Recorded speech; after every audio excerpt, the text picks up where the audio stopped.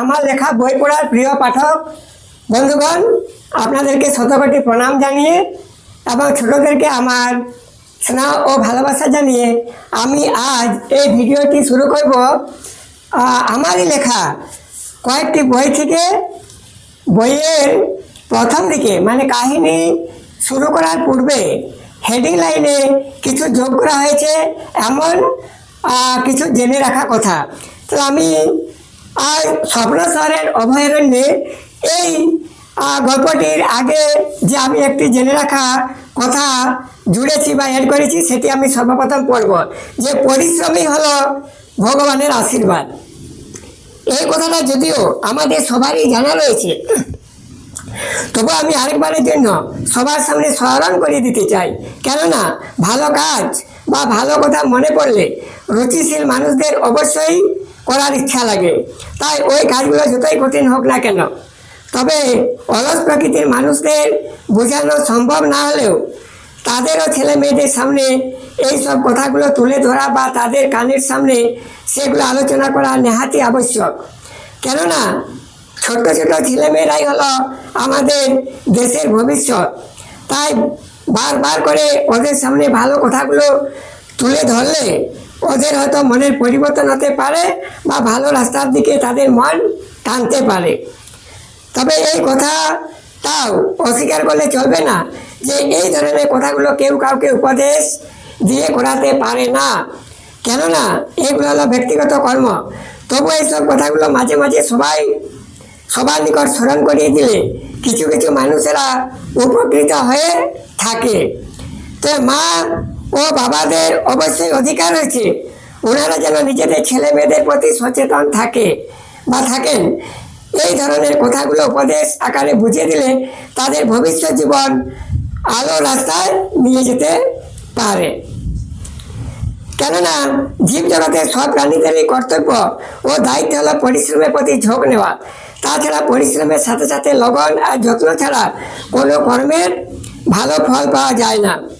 তবে অন্যান্য প্রাণীদের কর্মের ফলকে আমরা হয়তো বেশি গুরুত্ব দিয়ে যাচাই করে থাকি না বা দেখি না, তবুও কিন্তু কর্মফল এই দুটো কথা সব প্রাণীদের জীবন কাহিনীর মধ্যেই লেখা রয়েছে। কিন্তু এখানে আমি বিশেষ করে মানুষ জীবনের কাহিনীর কথাই লিখব। অর্থাৎ যেসব মানুষেরা শ্রম করে না বা করতে জানে না বা শ্রমের কর্মক্ষেত্র থেকে তারা নিজেদেরকে দূরে সরিয়ে রাখার চেষ্টা করে, তারা কোনোদিনও জানতে পারে না যে শ্রম বা পরিশ্রমের প্রকৃত মূল্য কী বা পরিশ্রমের ভিতর আমাদের জীবনের মধ্যে কোন গুরুত্বপূর্ণ ভবিষ্যৎটি লুকিয়ে রয়েছে বলে। তাছাড়া পরিশ্রমের পরবর্তী ফলটি খেতে কত সুমিষ্ট বা সুস্বাদু হয়ে থাকে বলে, বা সেই ফলটি নিশ্চিন্তভাবে খেয়ে শরীরের মধ্যে কত রকমের পুষ্টি যোগাতে পারে বলে। তাছাড়া বাস্তব জীবনকে সুখী জীবনে পরিণত করতে হলে বিনা পরিশ্রমে ভগবানকে ডাকা অনর্থের মূল বা অরণ্য রোদন করা ছাড়া আর অন্য কিছু লাভ হয় না। কেননা পৃথিবীর সব দেশের মন্ত্রীগণের মতোই ভগবানও উনার বা উনাদের সন্তান সন্ততিদের পরিচালনা করার জন্য বা সবাইকে সমপরিমাণ সুখ ও দুঃখ ভাগ করে দেওয়ার জন্য অক্লান্ত পরিশ্রম করে থাকেন। তাছাড়া কথাটা আর একটু ভালোভাবে ভেবে দেখলে এর মানেটা পরিষ্কারভাবে জানা যাবে। যেমন বিভিন্ন দেশের বিভিন্ন স্থানে মন্ত্রীদের ভাগে ভাগে সাজানো রয়েছে, তেমনিভাবেই বিভিন্ন জায়গায় বিভিন্ন মানুষজনদের ভগবানেরাও আলাদা আলাদা নামে পরিচিত হয়ে সংসারের সমস্ত মানুষকুলদের সাথে সাথে সকল প্রকার জীবদেরও পরিচালনা করে চলেছেন। এক কথা বলতে গেলে আধুনিক যুগের আবিষ্কার করা স্যাটেলাইটে বসে থাকার মতোই। তাহলে আমাদেরও বুঝে নেওয়া উচিত যে আমাদের সৃষ্টিকর্তার মতো দেবতারাও কেবলমাত্র আমাদের জন্য সদা সর্বদা পরিশ্রম করে থাকেন। তাহলে কেন ওনাদের সাথে সাথ দিয়ে আমরা পরিশ্রম করতে পারবো না? তাছাড়া আমাদেরকে এ কথাটাও মনে রাখা উচিত যে গুরুজনেরা বা ভগবানেরা পরিশ্রম করবে আর আমরা নিরালায় বসে তার ফল উপভোগ করব, সেটা কিন্তু সদ্ভাবনার মধ্যে পড়ে না। কেননা সেটা হয়ে পড়ে অভিশাপের কারণ। কিন্তু অলস ব্যক্তিদের মন থেকে এইসব কথাগুলো মুছে যাওয়ায় তখন তারা তাদের জীবনকে দুঃখ অভিশাপের কালো ছায়া ঢেকে ফেলে। তাই তখন তারা ভগবানের মন্দিরে গিয়ে হাজারবার মাথা কুটলেও ভগবান তাদেরকে আশীর্বাদ প্রদান করতে পারেন না, যেহেতু পরিশ্রমকারী হলো একমাত্র আশীর্বাদ পাওয়ার যোগ্য পাত্র। কিন্তু অলস ব্যক্তিরা নিজেদের ভাগ্যদোষে পরিশ্রমরূপী আশীর্বাদকে জানতে না পেরে শেষ অবস্থায় জানতে পারলেও তারা তখন ওই আশীর্বাদকে নিজেদের পাওনা থেকে বঞ্চিত করে ফেলে। তাহলে আমাদের বারবার ভুল করার পরও ভগবানকে নিছক ডেকে বা অরণ্যে রোদন করে লাভ কি? কিন্তু একথা মেনে নিতে হবে, আমরা যেহেতু ভগবানেরই সন্তান, তাই ওনারা আমাদের মতো আমাদের ছোটো মোটো দোষ ক্ষমা করে দেন, যেমনভাবে আমাদের বাবা মায়েরাও তাই করে থাকেন। তাছাড়া সময় কাহার জন্য অপেক্ষা করে না, বা বিতে যাওয়ার সময় কোনোদিনও ফিরে আসে না। কিন্তু আমাদের মধ্যে যাদের মনে এই সাধারণ জ্ঞানগুলো না থাকে, তারা ভাবতে থাকে আজের দিনের সময় বিতে গেলে কি হবে।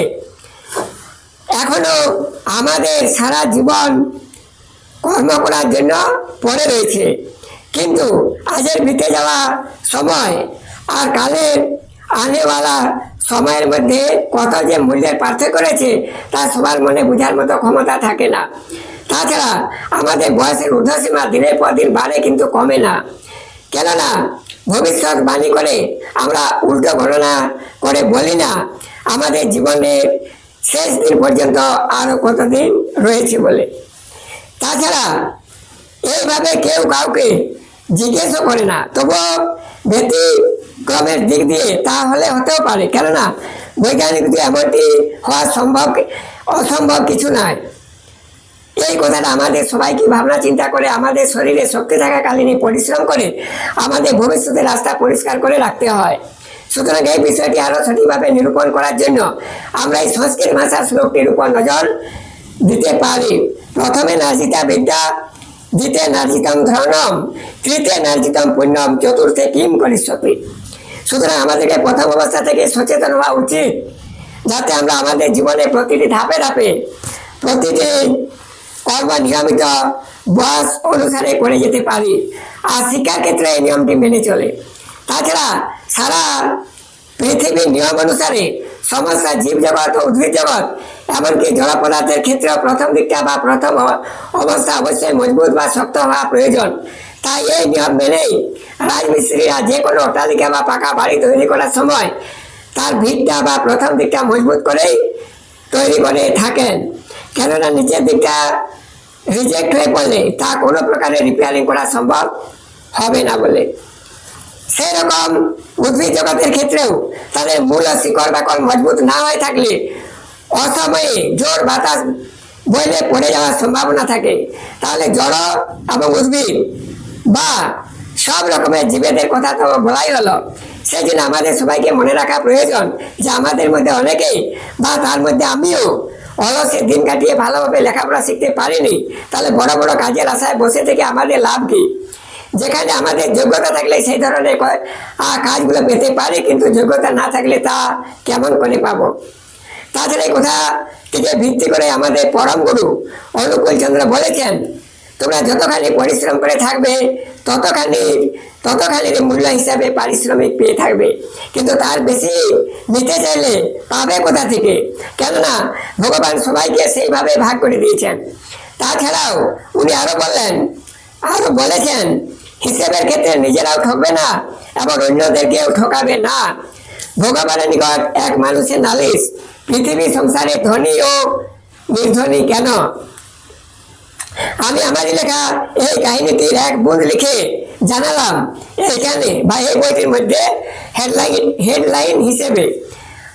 আমরা সকল মানুষ যাতে কর্মটা হতে পারি, কেননা আমাদের মধ্যে অজানা নেই যে আমরা 1600 মিটার রান করে 100 টাকার প্রাইজখানা পেয়ে যতখানি আনন্দিত হয়ে থাকি, কিন্তু একখানা লটারি টিকিটে 1 কোটি টাকা উপহার পেয়েও ততখানি খুশি হতে পারি না। তার কারণ শরীর থেকে ঘাম ফেলে অর্থ রোজগার করাটাই হলো আমাদের জীবনের সর্বেসর্বা বা ভগবানের দেওয়া চির আশীর্বাদ, যা জীবন ছাড়া ফুরবে না। আর ভগবানও তাকে এই কথাটাই বলেছিলেন। এবার আমি আমার আরেকটি লেখা বই থেকে আমি পড়ে শোনাবো। এই বইটি হলো তুমি রাম, তুমি কৃষ্ণ, আর তুমি পূর্বের কয়েক যুগের ভগবান, ইতি কাজল।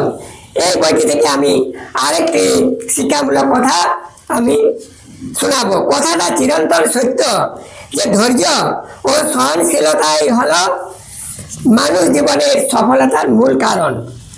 সবকিছু কর্মের সফলতার মূলে রয়েছে ধৈর্য। আর এই প্রসঙ্গে আমি একটি গল্প লিখব। সেটি হলো এক বাড়ির কাহিনী। তাদের ছেলে মেয়েদের বাবা ও মা মাঝামাঝি শিক্ষায় শিক্ষিত, কিন্তু তাদের ছেলে মেয়েরা বিলকুল বই নিয়ে বসতে চায় না। আর যদিও বসে তাহলে প্রতিদিন এক একখানা করে বই ছিঁড়ে দেয়। তাছাড়া কিছুতেই তারা তাদের ছেলে মেয়েদের পড়ায় মন বসাতে পারে না। তাই তাদের মা এক বিচক্ষণ শিক্ষক মহাশয়ের নিকট পরামর্শ নিতে চেয়েছিল এবং তাদের ছেলে মেয়েদেরকে টিউশন পড়ানোর জন্য ওনাকে অনুরোধ করেছিল। তাতে উনি রাজি হয়েছিলেন, কিন্তু তারপরে উনি ছেলে মেয়েদের মাকে জিজ্ঞেস করেছিলেন যে তুমি কতক্ষণ পর্যন্ত টেলিভিশনের সামনে বসে থাকো। ওনার প্রশ্নের জবাবে সে বলেছিল যে প্রায় সারাদিন এবং রাত্রে অর্ধেক সময় পর্যন্ত বা তারও বেশি।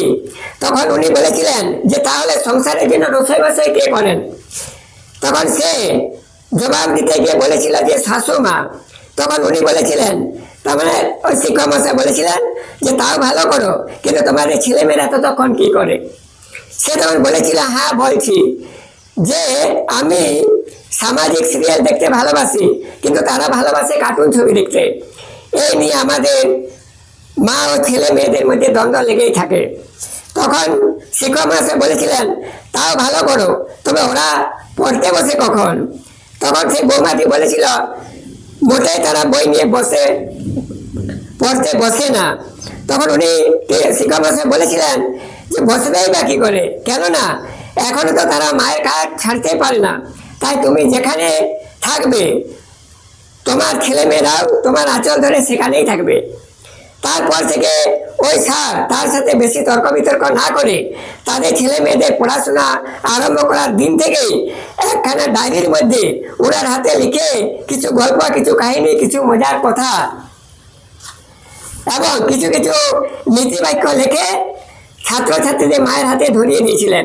তাছাড়াও ওই অবস্থায় আরো প্রতিদিন নতুন নতুন কাহিনী লিখে তার হাতে ধরিয়ে দিতেন, কেননা ওনার লেখাগুলো সে মনোযোগ দিয়ে পড়তো বলে। কিন্তু সব মানুষের মন এক নয়। তাছাড়া সব কাগজে লেখায় যে প্রেমপত্র হবে সে কথাটা ভাবাও সব মানুষের ঠিক নয়। তবু ওনাদের মধ্যে এইভাবে লেনদেন ও কথাবার্তা হওয়া দেখে পাড়াপড়শি ও আশপাশ অনেক মানুষজনদের মনে সন্দেহ হতে লাগলো। এমনকি অবশেষে ছাত্রছাত্রীদের মায়ের শ্বশুর শাশুড়ির মনেও সন্দেহ উঠল, কেননা ওনাদের ওই বৌমা যদি প্রতিযোগিতায় ভাগ নিয়ে থাকতো যে ভারতবর্ষের মধ্যে সবচেয়ে সুন্দরতম মহিলাটি কে, তাহলে নিঃসন্দেহে ওনাদের বাড়ির ওই বৌমাটি জিতে যেত বা তার নাম প্রথম স্থানেই থাকতো। আর সে অতি সুন্দরী ছিল বলে তার বাইরে বেরোনো বা সবার সাথে মেলামেশা বা মিশামিশি করা মানা ছিল। তাই হয়তো ওনাদের দুজনের মাঝে ওইভাবে কথোপকথন দেখে সবার মনে সন্দেহ ও বলাবলি হতে লাগলো যে স্যারের সাথে ছাত্রছাত্রীদের মায়ের প্রেম কাহিনী হতে চলেছে। তবে শুধু এখানেই শেষ নয়, আরেকটু না বললে হয়তো ভুল হয়ে যেতে পারে, যেতে ওই স্যারদের বাড়ির মানুষজনদেরও সন্দেহ কম হয়নি। তাছাড়া ওই স্যার আমাকে একথা বলেছিলেন যে আমি বা আমার ওই ছাত্রছাত্রীদের মা এমন কোনো খারাপ কাজ করে বসিনি যে যার জন্য আমাদেরকে মাথা নিচু করে বসে থাকতে হবে বা আমাদের উপর অঙ্গুলি নির্দেশ করে প্রত্যক্ষভাবে কেউ কিছু বলতে পারবে বলে। তাছাড়া আমাদের দুজনের মধ্যে কেউ তো আর অতি মূর্খ ছিলাম না যাতে আমরা ধৈর্যের বাঁধ ভেঙে সারা জীবনে বদনাম বা কলঙ্কের কালি গায়ে মেখে নেব। তাছাড়া তিনি আমাকে কথা বলেছিলেন যে সেই বোমাটিও কেবলমাত্র সবাইকে শুনিয়ে রেখেছিলেন যে কারো বিপক্ষে আগে পিছিয়ে কোনো কথা সত্যি মিথ্যা বিচার না করে যারা গোপনে গোপনে পরের নিন্দা করে তাদের পরনিন্দুক ছাড়া আর অন্য কোনো ভালো ব্যবহার দ্বারা সম্মান দেওয়া যায় না। তো তবে তাদের মধ্যে হিম্মত থাকলে কাছে এসে ব্যাপারটা বুঝলেই তো সব কথা পরিষ্কার হয়ে যায় এবং সৎ মানুষেরা বিনা কারণে কলঙ্ক পাওয়ার হাত থেকে মুক্তি পেয়ে যায়। তবে সদা সর্বদা বা বিপদে আপদে দোষে নির্দোষে সত্যমেব জয়তে, অর্থাৎ সত্যের জয় হবেই হবে, এর জন্য আপনি চিন্তা করবেন না, এটি বোমা বলেছিল সে স্যারকে। কারণ বা সেই ছাত্রছাত্রীর মা তার সে স্যারকে বলেছিল, কারণ ডায়েরির মধ্যে লেখা আমার কথাগুলো পড়ে সে বুঝতে পেরেছিল। সে শিক্ষক মশাই বলছেন যে আমি যদি পরিবর্তন হতে পারি, কে পরিবর্তন হতে পারে? ওই বোমাটি। তাহলে আমার ছেলে মেয়েরা পরিবর্তন হতে পারবে, তাতে লোকে যা বলছে বলুক না কেন। এইসব কারণে সে আমাকে আশ্বাস দিয়ে বলেছিল যে আমি থাকতে থাকতে আপনার কোনো বদনাম হবে না। হবে আপনার আপনার কোনো বদনাম হবে তা আমি কোনোদিনও হতে দেব না। এখানে তার ধৈর্যের জন্য সে তার সুনাম অর্জন করে নিয়েছিল এবং আমাকেও তার বুদ্ধির জোরে বিনা দোষে কলঙ্ক লাগানোর হাত থেকে বাঁচিয়ে দিয়েছিল। আর ওই পরিস্থিতিতে তার কাছ থেকে আমি আমার লেখা নীতি শিক্ষার মধ্যে আরেকটা প্রমাণ পেয়েছিলাম যে যেসব পুরুষ বা মহিলাদের মধ্যে ধৈর্য ও সহিষ্ণুতা বিদ্যমান থাকে তারাই একদিন না একদিন মানুষের মতো মানুষ হয়ে নিজেদের আসল লক্ষ্য পর্যন্ত পৌঁছিবার সফলতা লাভ করে। তাই সে নিন্দুক মানুষের নিকট উপর থেকে যতই নিন্দিত হয়ে থাকুক না কেন, তার অন্তর পর্যন্ত কেউ জ্বালিয়ে ছাই করে দিতে পারে না। আর সেই নিয়মটি এই ধরিত্রী মাতার মুখে জন্ম নিয়ে সীতা দেবী আমাদের চোখের সামনে করে দেখিয়ে দিয়ে গেছেন। আর ওই বোমাটির চরিত্রেও সীতা দেবীর মতোই প্রতিটি গুণ তার অন্তর থেকে প্রস্ফুটিত হয়ে উঠেছিল। এই 6 মাস পরে তাদের বাড়িতে একটি উৎসব হলো, তাতে আমারও নিমন্ত্রণ ছিল। তাই আমি তাদের নিকট জানতে চাইলে তারা আমাকে বলেছিল যে আমাদের বৌমাকে ভুল বুঝে সন্দেহ করেছিলাম, তাই আজ তার জন্মদিন উপলক্ষে ওই উৎসবটি পালন করে তার সম্মান বাড়িয়ে দিলাম। কেননা এতে আমাদের নাতি ও নাতনির স্কুলে বহুত নাম হতে লাগলো। আর এত সব একমাত্র আপনার জন্যই সম্ভব হয়েছিল। শিক্ষককে বলছেন ওদের বাড়ির সবাই যারাই শিক্ষক মশাইয়ের প্রতি সন্দেহ করেছিলেন ওনারাই আবার ক্ষমা চেয়ে কথা বলছেন যে আমার নাতি নাতনিদের আমাদের স্কুলে বহুত নাম হয়ে গেল এবং আমাদের পাড়াপড়শি ছেলে মেয়েদেরও নাম হয়ে গেল একমাত্র আপনাদের জন্য, একমাত্র আমার বৌমার জন্য এবং আপনার মতো শিক্ষক বিচক্ষণ শিক্ষক মহাশয়ের জন্য। তাছাড়াও শুধুমাত্র আমাদের নাতি ও নাতনিদের কথাই নয়, বর্তমান আমাদের পাড়ার অধিকাংশ ছেলেমেয়েরাই আমাদের বৌমার কথা মতো অনেকখানি শুধরে গেছে। এই গল্পটি আমি আমার বন্ধুর কথা মতো লিখলাম। এবার আমি আরেকটি গল্প লিখবো। আমি গল্প নয়, এগুলো হচ্ছে মানে আমাদের জেনে রাখা কর্তব্য বা জেনে রাখা দরকার। এবার আমি আমার স্বপ্নের কাহিনী এই বইটি থেকে আমি একটি জেনে রাখা বা একটি কথা আমি আপনাদের জন্য ভিডিওর মধ্যে ছেড়ে রাখবো। শিক্ষামূলক কথা, স্বাস্থ্যই হলো জীবনের মূল সম্পদ। উপরে কথাটি আমরা যদি মেনে নিতে চাই তাহলে আমাদেরকে সর্বপ্রথম পরিষ্কার পরিচ্ছন্নতার উপর নজর রাখতে হবে। তাছাড়া এই বিষয়ে যারা সচেতন নেই তাদেরকে সচেতন করে দিতে হবে। এতে খারাপ ভাবার কিছু নেই, কেননা এ বিষয়ে সচেতন না থাকলে বা না হলে একজনের না পড়ার জন্য আশেপাশে সবার দণ্ড হতে পারে। এর সঙ্গে আমাদেরকে আরেকটা কথা মনে রাখতে হবে। কথাটা হলো আমরা যদি জানি যে এমন কতগুলো নেশা রয়েছে যেগুলো করলে আমাদের শরীরে ক্ষতি করে, তাহলে আমরা সেই সব নেশা জাতীয় দ্রব্যের নিকট যাবই বা কেন, বা অন্য কাউকে সেখানে যেতেই দেবো বা কেন। তাছাড়াও আমাদের মধ্যে কারো অজানা নেই যে এই সারা বিশ্বে যত রকমের কর্ম রয়েছে সেগুলোর মধ্যে আমরা যে কোনো কর্মটি করে থাকি না কেন সেগুলো এক একটি নেশা। আর যদি তাই হয়ে থাকে তবে আমরা যদি সারা বিশ্বের শ্রেষ্ঠ বুদ্ধিমান জীব হয়ে থাকি তাহলে আমরা কেন সেই কাজটি বেছে নেব না যে কাজটি করলে আমাদের শরীরে ও সারা সমাজের মঙ্গল হবে। এবার তাহলে আমরা ভেবে দেখব যে ভালো কি মন্দ এই দুইটি কাজের মধ্যে আমরা কোন কাজটি বেশি আগ্রহের সহিত করব এবং আমাদের ছেলে মেয়েদেরকে কোন শিক্ষায় এগিয়ে নিয়ে যাব। উপরে কথাগুলো উপদেশ বলে ভাবা যায় না, এগুলো নিজেদের চোখের সামনে ভাসিয়ে রাখতে হয়। তাছাড়াও আমাদেরকে আরেকটা কথা মনে রাখতে হবে যে আমরা নিজেরা নিজেদের শরীরকে যত যত্নে রাখতে পারবো তা অন্যের ভরসার উপর ছেড়ে দিলে রাখা যাবে না। কেননা নিজেরা নিজেদের শরীর প্রতি ধ্যান না রেখে একবার ভুল কাজ করে ফেললে তা জীবন সারা সংশোধন করা যাবে না। তাছাড়া এইসব কথাগুলোকে নিয়ে আমি একটি উদাহরণের দ্বারা বলতে পারি যে কোনো ব্যক্তি কোনো রাগবশত আত্মহত্যা করতে চলেছেন, সেই সময় ওনার রাগ ভাঙানোর জন্য কেউ থাকলে ওনার প্রাণ অবশ্যই বেঁচে যাবে। আর এর নীতিবাক্যটি হলো, আমরা নিজেদের শরীরে নিজেরা কুঠারের আঘাত মারতে যাব কেন। এবার আমি আরেকটি জেনে রাখার কথা আপনাদের সামনে বলবো, সেটি হলো